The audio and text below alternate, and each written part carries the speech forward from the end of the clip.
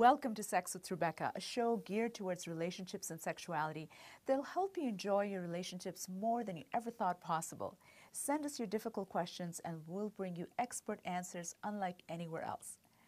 We've been getting a lot of emails about betrayal, so today we're going to be dishing the expert scoop on why people cheat, how to recover from that, and how to affair-proof your relationship. Joining me is Mark Laing, a registered psychotherapist and couples counselor, who, like me, faces those questions every single day. Welcome, Mark. We're so fortunate to have you joining us today. Glad to be here, of course. Well, let's get right into it, shall we, by defining what counts as cheating. How would you define it? Well, I have a kind of a broad definition when people ask about it, because I see people who are stepping on the marriage, with a partner. Others are also getting into pornography, things of this sort, and people saying, is that an affair, is that not an affair? So generally how I define cheating is sharing with someone else other than your partner that which belongs to your partner. Oh, I love that, because mine's very consistent with that too. Anything that takes emotional or sexual energy away from your primary relationship counts. Yeah. So we're along the same lines. And of course, there's different types of cheating, as you've already touched upon it. There's the emotional affair, where you're sharing stuff that you really should be sharing with your partner. So again, consistent with what you said. And I think all affairs start emotionally.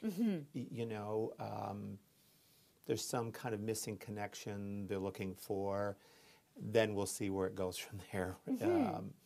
But the only exception might be some of the sexual addiction pieces may not be so directly emotionally connected, but there is an emotion there. There is an emotion there, but it's not the intimacy, because it is an intimacy disorder. No. But I think I say to people that if you are anticipating those little electronic messages and you get a charge, or you're dressing up for this person or sharing more than you know you should, then you're in an emotional affair. Keeping the secrets. Keeping the secrets. Yeah. And then the next sort of iffy territory is cyber liaison, because we know what's fantasy, what's reality, but with cyber liaison, we're in this middle territory.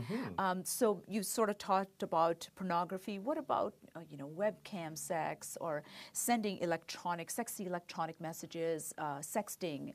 According to your definition, that counts, right? So when we look at things of that nature, when we start getting into what may possibly be termed as addiction. And so when you look at addictions in general, some things will make you high, some things will bring you down, and some things will put you in fantasy. When you get to the sexual aspects, whether it's, sex cameras or porn or whatever you're doing, the difficult thing about these parts is that those types of addictions run on all three levels. Absolutely. And which is probably why, people who do a lot of work with addictions will often say, out of any addiction, sexual addictions may be the toughest to stop. Absolutely. And the other thing there too is that you're making your own drugs. So if it's alcohol, you can say, okay, I won't go to LCBO, I'm not going to go to a bar. If it's drugs, I won't go around the corner and score some drugs. But with sex addiction, you're making your own drugs. It's definitely the hardest. And sexual addiction, I think all of us can pretty much agree what qualifies as that. So let's sort of tackle that million-dollar question. Everyone wants to know, why do people cheat? We've already talked about, when you're not feeling special at home, somebody makes you feel special, so you kind of go along there, and then it develops into more. What are some of the other reasons? Sex addiction certainly is one of them, where sex is being used like medication to numb out emotional feelings. What are some of the other reasons? So when you look at kind of broad ones, you have kind of love addictions, you have sex addictions. With a sex addiction, the goal is the orgasm. With the love addictions, the goal is the connection. So, we mentioned earlier just about there are feelings involved with sex addictions. I would probably qualify that to say not so much emotion as there is sensation. Sensation-based. and that gives us a feeling Absolutely. of feel good. But, Adler, one of our forefathers in psychology, he said that all affairs are a form of revenge. And I kind of like that idea because, when you're thinking about someone in a situation where they're not receiving from their partner, some need is being missed. Now, they either have told their partner and their partner has fluffed it off, they've kind of told them, but in a rather indirect way, or they've been afraid to tell them. But no matter what, somebody comes along who just naturally plays into that. So, you know, if I don't get affection from my partner and somebody's fawning me and touching me all the time, oh, I like that. Organic. Yeah. Yeah, and with sex addiction, the entitlement piece is a major trigger. My partner is putting me down. They don't think I'm special. Yep. No matter what I do, I'll never be good enough. And it resonates with how someone may have felt as a child, Yep. feeling invisible, insignificant, worthless. And ding, ding, ding, the trigger goes off. And the entitlement is, well, you know, you don't really care. Absolutely. And so going to that piece, it certainly ties into revenge in sort of an indirect way. And with many sex addictions, there are certainly a number of research papers that have been written that have linked sexual addictions to a diagnosis of a borderline personality disorder. Now, I do not agree. There are some groups out there who say that all men who gravitate towards pornography are all BPDs. I don't buy that. I've seen many who are not, but I've also absolutely. seen some who are. But when we do come across those personality disorders, we often do see sexual addiction of some sort or other addictions. I mean, we all both know that there's usually concurrent addictions, not just a addiction. Right, and there can be this OCD component as well. Yes. Because sexual addiction is about compulsivity. And I'm glad you kind of made the distinction, because I certainly want our audience to know that with an affair, the person you're having an affair with is very important. With sex addiction, it's the pathological act. It's not the individual. So sometimes, you know, partners will say, how could you go after this person? They're not as attractive as I am. They're not as this, that, and the other as I am. And certainly when you look at celebrities, it doesn't make sense. But when you know that it's about the pathological act and the 3 A's, accessibility, anonymity, and affordability, and that's where the addiction grows. I think the media has given the public the general sense that affairs are highly charged sexually. And the truth of the matter is that, you know, in my experience, you know, I've sat in my chair for over 17 years, and the thing that I see is that even ones that have sexuality involved in it, they're not nearly as sexual as people often think they are. They're not meeting every day in some seedy motel room. It's not sizzling If they hot. are, you're probably dealing with a sexual addiction. Exactly. You know, I've seen people who will have sex 3 times a day with 3 different people, Monday to Friday. They were on the road as salespeople or whatever. They hook up on certain sites. A whole different entity. Yes. But you're right. You know, if you think of shows like Scandal or The Affair, it's so sexy, it's so tantalizing. Well, coming up, how to mend a relationship after betrayal, and of course, rebuild trust and affair-proof your relationship. So be sure to stick around. Lots more good stuff coming up. Welcome back to Sex with Rebecca, geared towards making your relationships more robust than you ever thought possible. In this episode, we've been discussing betrayal with Mark Laing. Both Mark and myself are registered psychotherapists who specialize in the topic at hand, among other things. Mark, before break, we promised to get into handling the devastation from a betrayal. So let's get into the nitty-gritties of recovery and healing. Maybe starting off with 5 steps of recovery from an affair. Janice Abrams will, of course, the first one is admitting that I did this, and how it made you feel. It made you question your place in my world. It made you question your own viability in a relationship, your self-esteem and whatnot. So starting there, so what do we do next? Well, sexuality is so tied up to our sense of value. And so the admission, but I would qualify also, we're people of a story. And we can tell a story of fact, or we can tell a story of meaning. And I watch couples as, you know, the offending partner tells the story. Often the offended party wants a story of fact. When, where, how many times, so on and so forth. Who, with, how. And the details are dangerous because once you hear them, you can't unhear them, but they want them. They want them. And I teach the offending partners sometimes, if they feel that the information really isn't going to help them in the healing process, to say, I'll answer any question that you give me, but I'd like you to take 24 hours to think whether or not you really want the answer to this question. And then if you do, I'll answer it.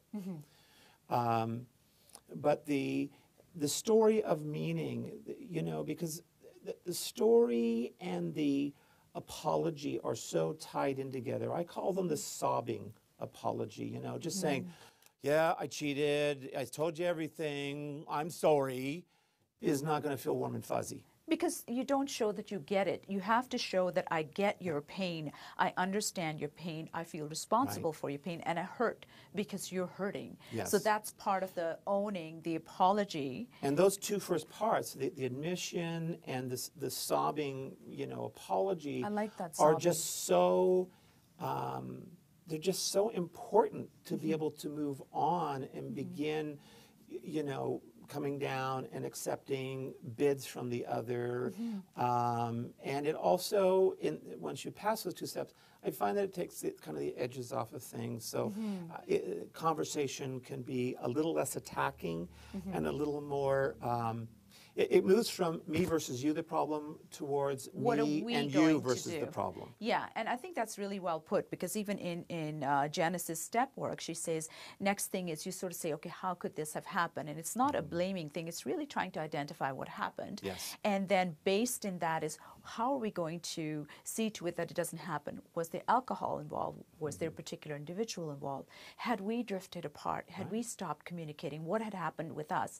And then actually having a game plan where there's a way of assessing if we are on the right track. And so the we piece comes in. And certainly with sex addiction, there's a whole protocol you have to follow with respect to, you know, disclosure. Who do you tell, et cetera, et cetera, and I know a lot healing. of the wives whose husbands have been caught looking at porn. Often when I'll hear them say, I almost wish he'd had an affair with, you know, the next door neighbor, because at least I could go over and knock on her door and punch her in the nose. Yeah. But with pornography, they're ghosts in the machine. Right. I don't know who they are.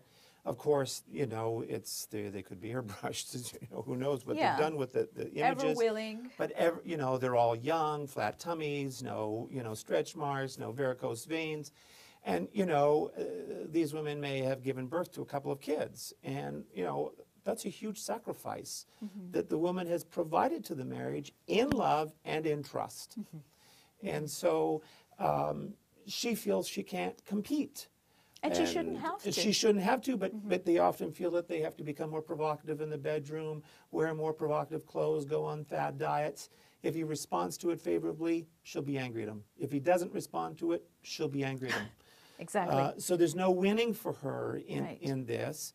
And the way that women process things is they ask questions, they take his answer, they plug him into a movie reel. When they've asked all the questions, they press play. If the movie reel plays without a burp or a stutter, in other words, it makes sense, okay, I've got this, then she'll calm down. But if there's something that doesn't make sense, she's going to press stop, erase, and this is where we hear the guy say, I've answered that question a million times. A million times, And they don't understand because they interpret that as, you're calling me a liar. Yes, but it's when you're looking at sex addiction, it is not going to make sense. Absolutely not going to make sense, because it's about a different entity altogether. So no matter what answer the person provides, and we know with sex addiction that it lives in contradictions. So these can be really great people. We both met lovely people, men and women, who are addicts. They can be lovely people. They can love their partner, and they can still go and medicate using sex. And the partner says, well, if you did that, you don't love me. It would be almost easier if you were drinking or doing you know, drugs, because it wouldn't be so personal. But it is, at the end of the day, the same mechanism. It's like because that component that I need to feel desired by my partner, and that when I desire them, they want that desire from me. They want that desire. So it's a two-way street. Exactly. So in terms of, you know, to move forward, we want to build trust. Trust is a whole history behind it, because, you know, we have to sort of think back on, could we trust our parents? All the major players in our lives, have you know, created trust issues? Have we dealt with them? What has come up right now? Is it similar?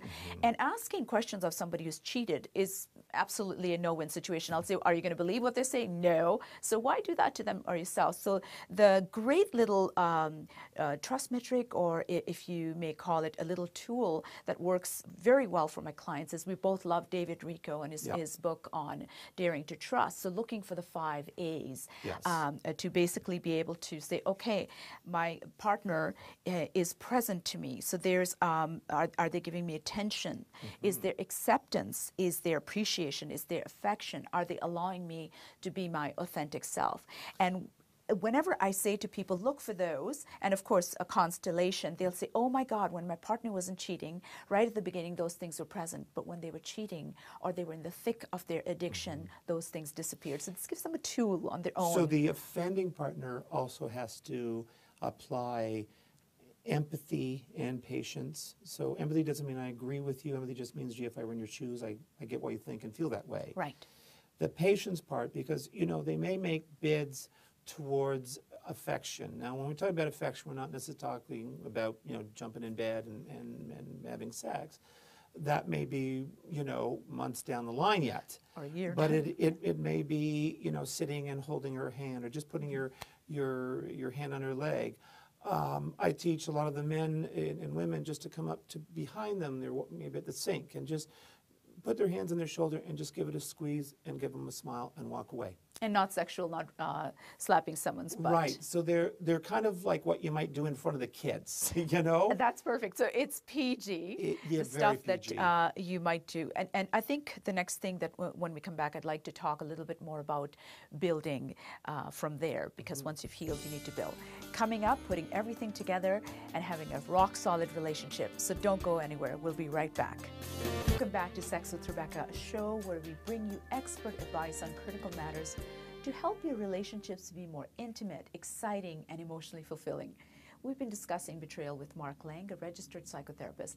In our final segment, we'd like to summarize everything and leave you with not only tips to stay on track, but also provide you with a roadmap to finding that sweet spot where love and passion dance together in harmony. So let's talk about, I think one of the important things would be for anybody, it doesn't have to be betrayal, but anybody wanting to make their relationship more robust. Let's talk a little bit about emotional attunement, because it's not just about showing up, it's about showing up. So maybe you can briefly tell us what that looks like. Well, you'd say another word for attunement is cooperation. Probably the most important skill we can teach our kids to prepare them to be future great partners is to teach them the skill of cooperation. And within that cooperation, there is a subset of descriptors called attunement. So awareness, turning towards the person, the tolerance of them, understanding that empathy piece, not responding, or I would just say reacting. It's not responding when you're reacting, and then of course. So being responsive instead of reactive. Right, and so we're taught to be defensive. I mean, our first intelligence was our emotions, and then when we developed words, that kind of got put on the back burner, and we placed all our emphasis on what we think and arguing. And we had to argue with our parents to get out on Friday night, and we had to argue our papers in high school, and so on and so forth. So the emphasis in communication has been towards talking. And this is a very sad thing that we've done to people, because we should really be teaching them how to listen. Because listening allows me to show empathy towards you, to turn towards you and say, gee, that sounds like you really had a rotten day. Are you okay? Understand each other, exactly. support each other. And allowing you to be different, right? That you don't have to vote the same party I vote. You don't have to like the same things that I like. You don't have to agree on everything. I think that's a really good point. I remember once in Seinfeld, he found somebody who was exactly like him. So he says, oh no, I'm dating myself. And it wasn't very interesting. But isn't that the story of narcissist, falling in love with his own reflection? And exactly. And what his life ended, basically. Basically, yeah, how tragic that can be. And in terms of you're talking about getting defensive and, kind of making your own point. And so Dr. Sue Johnson, author of Hold Me Tight, she came up with emotionally focused therapy, which both of us use. And the focus is really how the person is responding. And one of the things that I like is, again, it's about the interaction, because she says, don't get caught up in the content too. Right. If you're fighting about garbage, you're not really fighting about garbage. The story of fact. Exactly. So the 4 questions, which I'd say, okay, love is the foundation. The 4 questions are the 4 pillars. Are you there for me? Right. Will you come when I call? Do you have my back? And do I matter to you? Am I important to you? And whenever my couples, they come to me with a big fight, and I'll say, okay, show me what that looks like. And I say, okay, let's do the 4 questions. Which one of those 4 pillars was rattled? And 99% of the time, it's one of those things. Maybe they feel I don't matter to you. So it's instead of getting caught in the content. And it's more than just asking the questions. Is the question just allows for an opening? So it goes from, you know, the risk of it just being a yes or no answer, really developing it into a conversation of meaning. Yes. How will you support me? How will you support me? Yes. Right. You know, if a partner has strayed, you know, why is it that you want back in the relationship? You know? And that's critical, particularly with the subject that we've been discussing, because at the end of the day, it's about changing the context and knowing what each party's motivation is and how committed they are. You and I have both seen people where both parties were committed to fixing it, and they turn around, they say, twisted as this sounds, this was the best thing that happened to us, because it was a wake-up call, and we're now closer than we ever were. Now, I think an important caveat there is if a partner does stray or gets caught in pornography, that information should not be shared with family members. I agree. And it definitely should not be shared with the kids. The relationship with the kids, mom and dad are married, but the kids are related. It's a different relationship, and it has a different impact on them. And I have seen that when this has been breached, nothing good comes from this. Yes. I know the offended partner, you know, needs to talk it out, but find people, third party, arm's length. 1 or 2. Yes, because I've had couples where we've got them back together, but a parent has said, well, if you go back with them, you're not welcome in the house anymore. Right. And the everything relationship was unravels. healed, Yeah. but it ends because of social pressures. And don't underestimate the power of a family. Absolutely. And it just gets really awkward. Like, if you do stay with this person, which is what we work at, we help people get back to each other and be stronger than ever. And now everybody knows, but kids are absolutely not to be told, with one exception. If someone has offended and their whatever they've done has been illegal, and you know this person's going to be on the 6 o'clock news, you better set the kids down before 6 o'clock and give them the heads up, because otherwise they're going to know, they're going to go to school. And again, you know, we've been talking a lot about emotional stuff, which I like, because it's about stroking the ego, at least as efficiently as stroking the libido. So how about sharing what Gottman said, and then I want to talk about a little bit about intensives to solidify. Gottman, his thing on the appreciation piece. So the appreciation, but all of this lends to trust. Trust is not a feeling. Trust is a decision. The feeling behind trust is safety. When a partner breaches that, you know, I may trust you if you and I were married and you cheated on me, I may trust you giving you money to go do errands, to look after the kids, things like this. But I may not trust you with my heart. Which means I may not trust you with my innermost thoughts, feelings, and needs, because I'm afraid that you might squish them. And that takes some time. And so you really have to kind of tear down the old structure and rebuild, almost starting the dating process all over again, right? Absolutely. And so in this, an appreciation for the power of a relationship needs to be made. I think, as you know, I never tell a client I work on improving the marriage. There is nothing wrong with marriage. Marriage is perfect. Its ideals are perfect. But when 2 people get married and they realize that those ideals are rather lofty, what we discover is very few of us are really prepared to be excellent partners. And that's it, isn't it? And that's really the key to it. So we hold things in, or we explode, we turn to addictions, we turn to almost every way we can. In physics, the law is for every action, there's an equal and opposite reaction. Right. Boom, away it goes. Off it Whereas goes. the law of relationships says for every action, draw closer. Draw close. And that's hard to, as I say to my clients. You have to be willing. It doesn't matter how pretty the flower is on top of the cactus. It's hard to hug the cactus. That's very, very well put. Yeah. And I always tell my clients that it's important to think about what's good for the relationship as opposed to you or I. Because you may be really upset with your partner, especially if they're cheated, and you don't want to think about what's good for them. But if you think about what's good for the relationship, then it puts us in the us place instead of being opposite. And before we finish, I also want to mention that I think it's a good idea for couples to do every now and again as a tune-up and intensive. I run a lot of couples intensives, Sue's model, and it's been so successful. It's translated in 171 different languages. Yes. And it just gives couples the opportunity to get that roadmap to loving the right way, because most of us weren't taught how to love the right way, and we bring all the screw-ups from our families of origin and tend to replicate them. So to break the cycle, it's good to sign up for an intensive where you can learn how to do relationships. And it distracts them from the obsessing. From the obsessing, because and now it's about building. The working. It's towards, it's the working, it's towards the building. And many people say, gee, I wish I had these tools 20, 30 years ago, and they'll end up sending their adult children because they know that, we need help. And that's why what we do is so exciting, and we're so passionate about it. So I'm hoping that we've given our viewers enough tools to not only move away from something as tragic as betrayal, but to actually be able to rebuild. And for those who are just maybe empty nesters or have drifted apart, to have tools where they can prioritize their relationship. Well, and there's a thing, they've cooperated with the empty nesters. They've cooperated for years, but they haven't realized that they've grown apart. And so all the emphasis is on the children.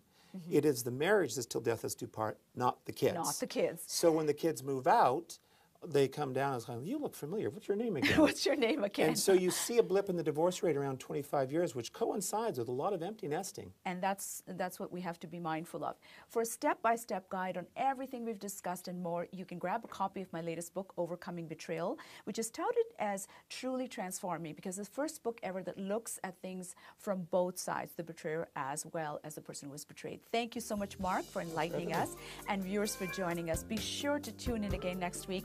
And don't forget to email us your questions on any and everything to do with sex and relationships. I'm Rebecca Rosenblatt, your host, wishing you happy, healthy, and passionate relationships. Until next time.